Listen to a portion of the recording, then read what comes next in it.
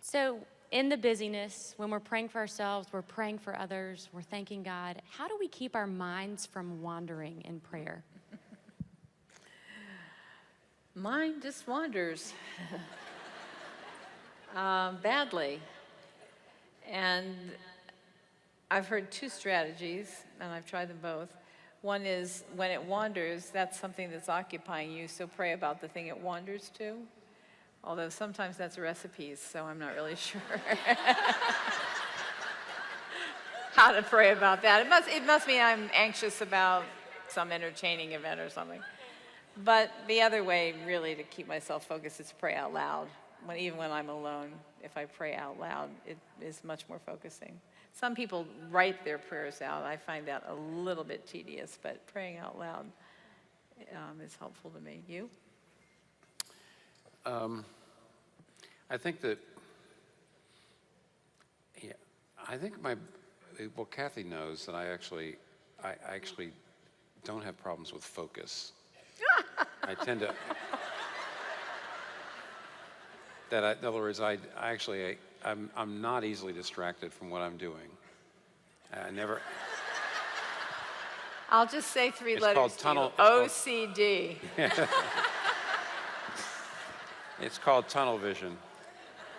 So I would say that weirdly enough, I have not generally over the years had trouble not being able to think, or being distracted by other things, having my mind wander. On the other hand, I have had problems engaging my heart mainly. So I actually do have prayers that I read to myself. If I get to the end of all the things I've been talking to you about doing, and I still feel pretty cold. Some years ago, I took, Ligon Duncan did a kind of modernization of Matthew Henry's Guide to Prayer.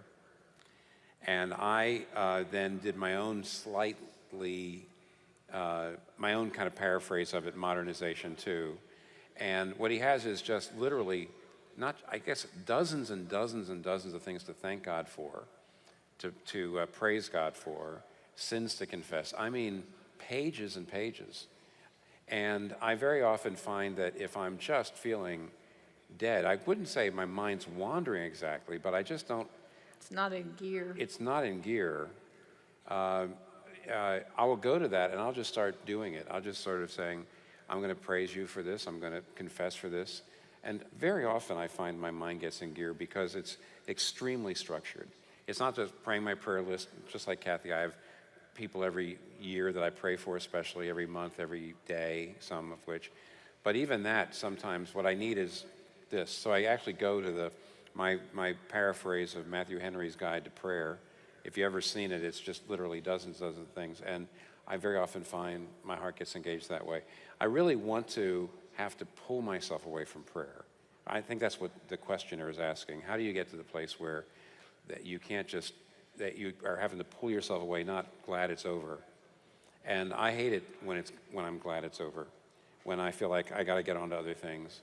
So that's one of my ways of dealing with it, but it's a struggle all your life, really.